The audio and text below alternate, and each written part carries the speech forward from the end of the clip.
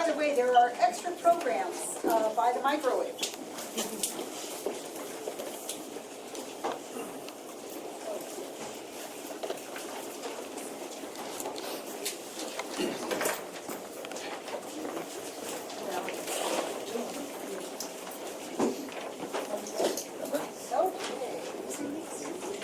Our next play is Feet, written and directed by Robert Daseler.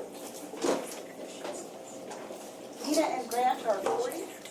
See, we're exploring all different ages today. Nina lives in New York City. Grant is visiting on business. They've been corresponding for weeks, but yesterday was the first time they met.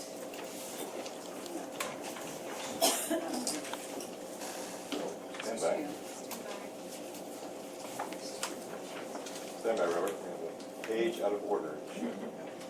Our actors are Patrick Wenk-Wolff and Liza Seneca. The living room and dining room of a one-bedroom apartment in Riverdale. The apartment belongs to Nina. In the living room, there are 2 large bookcases, each crammed with books, most of them paperbacks. There are also a somewhat threadbare sofa, 2 upholstered chairs that have seen better days, a coffee table covered with papers and books, and a television on a low table. In the dining room, there is a wooden dinner table and 3 chairs. As the lights go up, Nina is sitting behind the dinner table, facing the audience, with her bare feet up on the table.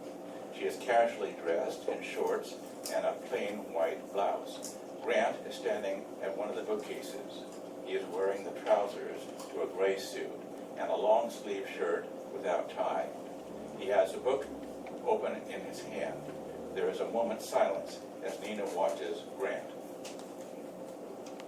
So, what would you like to do? We can't fuck all day, after all.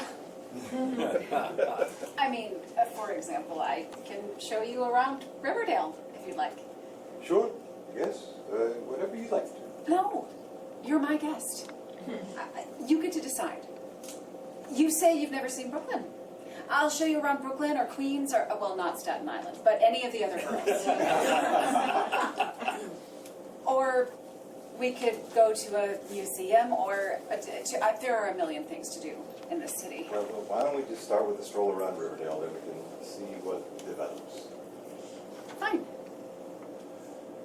It'll be time for lunch in a few hours.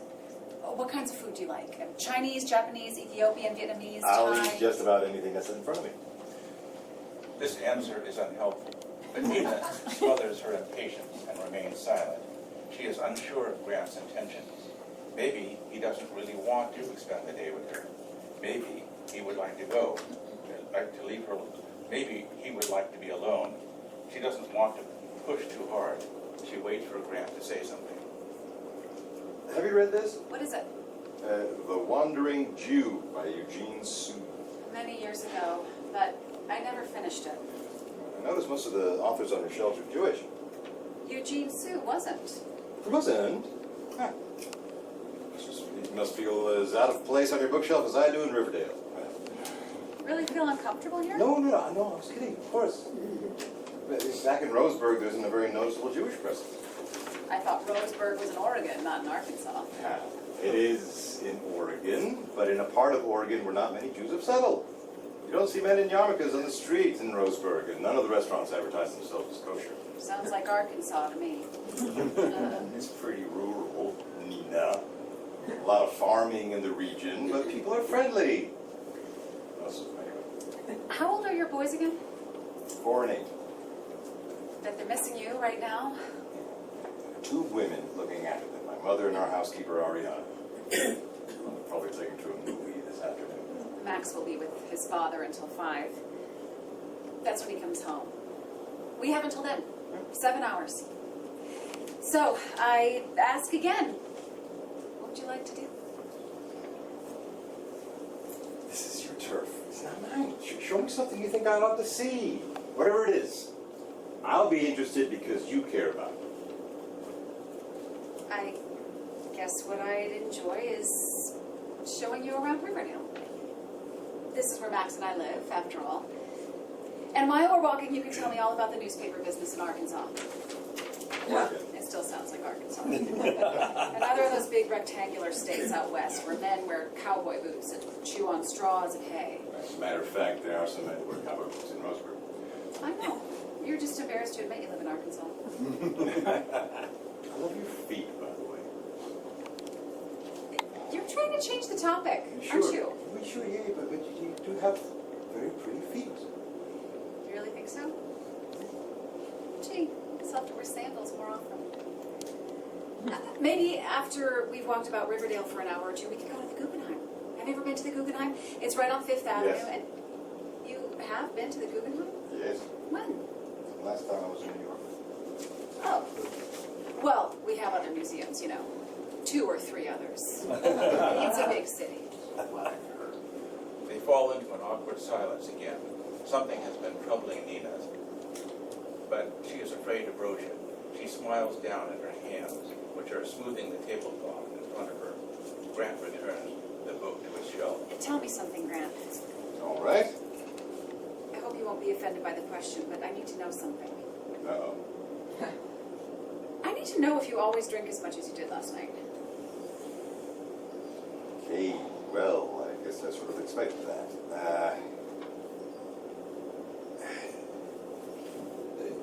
The truth is, I don't know how to answer it. Why not give the truth a try? It's not quite that simple. Do I always drink as much as I did last night? No, I don't. I was very nervous last night. I found you very attractive. And I didn't want to scare you off by being too forward. I wanted to invite you up to my room, and I didn't know what I would do if you said no. So I drank a lot, I guess. Just 3 or 4 scotches. It was more like 5 or 6, but who's counting? And you were doubles. I was amazed you could stand up and walk away from the table. Sometimes I have a drink or 2 in the evening after my boys are in bed to settle my nerves. I rarely drink before 9 at night, though. Now that's encouraging. Well, you have to know the truth. You right up front in case you want to send me packing right away. Is that what you want? Do you want an excuse to get away from me? No. But I don't want to lead you on under false pretenses. That's admirable, I suppose, but why do you drink so much? I really don't know where to begin. I think part of it has to do with insomnia. If I don't have a drink or 2 before going to bed, I lay there half the night. My mind churning away like mad. It's like an engine I can't switch off. Your doctor could prescribe a sleeping medication of some kind, I'm sure. I tried that. The thing is, soon you need more than 1 pill to get sleep, and then more than 2, and so on, and they're habit forming. And it's dangerous to mix them with alcohol. So alcohol is just your weapon of choice, and then unceasing war against insomnia? And other things. What other things? I have a lot on my plate. You know, I'm a single parent in a small town. I'm under a lot of pressure at work, and I don't know. I've never learned how to relax. Life just keeps coming at you like one of those video games where you have to blast a swarm of asteroids before they hit Mother Earth. I don't play video games. Wait until Max is a few years older and you learn all about them, and then some of them, believe me, you'd rather not know about. So when you drink, do the asteroids stop swarming at you? They slow down a bit.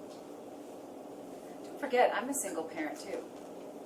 You're not the only adult with a heavy load of responsibility. I really don't understand alcoholism. I've never known a Jew to drink the way you do, but it's not as if Jews' lives are less burdensome than Gentiles. I'm sure there are a few Jewish members of AA. It's not an ethnic thing. I don't think. I've never seen anybody, Jew or Gentile, drink the way you did last night. I really expected you to pass out at dinner. Oils in my pasta probably lined my stomach, causing the alcohol to absorb more slowly.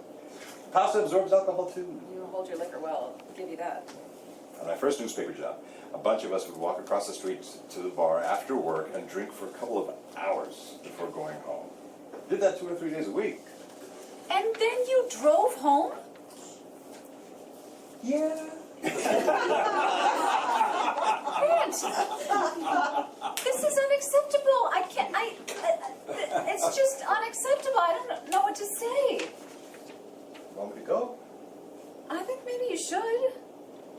I hate to say it, but I know. I understand. What's your boy to think about? Grant takes several steps toward Nina, intending perhaps to kiss her goodbye.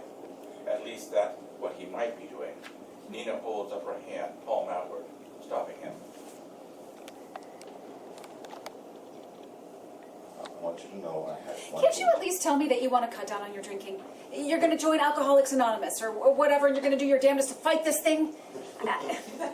Can't you just tell me a soothing nostrum so we can get through the rest of the day until Max gets home? You want me to lie to you? No, I want you to mean it when you say it. But if you backslide later, well, at least your intentions were honorable. I've never heard anybody use the word nostrum before. I've read it in books, but I've never actually heard anybody use it in ordinary, everyday speech. Before you. I'm a freelance editor. Words are my business. I'm not a newspaper editor. Words are my business too, but not nostrum. You're talking casually in your dining room and you dropped autochthonous into the conversation. It's the kind of word that stops you cold in your tracks. Autochthonous? You want me to use autochthonous in a sentence? I can. It means originating in the place. I know what it means. It's a word that you might read in a book, but you never hear somebody use it in ordinary street-level discourse, unless you're talking to an anthropologist. I guess you'd rather talk about vocabulary than your drinking problem. Sure, wouldn't you? You're avoiding the issue. What's the issue? Never mind. Are you saying that my feet are my most attractive feature? They're awfully charming. Isn't there anything else you like about me? My voice, my ears? You're terrible! Not only are you an alcoholic, but you have a filthy mind to boot. I never should have let you come home with me last night. That's an interesting question, though. Oh, you mean whether I'm a slut or not? Well, why did you invite me home with you last night? You could have left me in a drunken stupor at the Algonquin. I don't know. I guess I just wanted somebody else to pay for the cab ride. But if you were so disgusted by my drinking, why would you invite me home to your bed? Maybe I just didn't want to sleep alone. Before we slept, we made love very passionately. It's astonishing you remember that, given your condition. Again this morning. Yeah, if we're going out, I need to get dressed. Make it snappy, will you? I'm champing at the bit to see every nook and cranny of Riverdale. Are there any Gentile neighborhoods around here? No, this is a civilized part of the city. I'll try and find a pair of sandals, just to keep you interested. Nina exits. Grant presses his palms together, his fingers pointed outward, as if in prayer.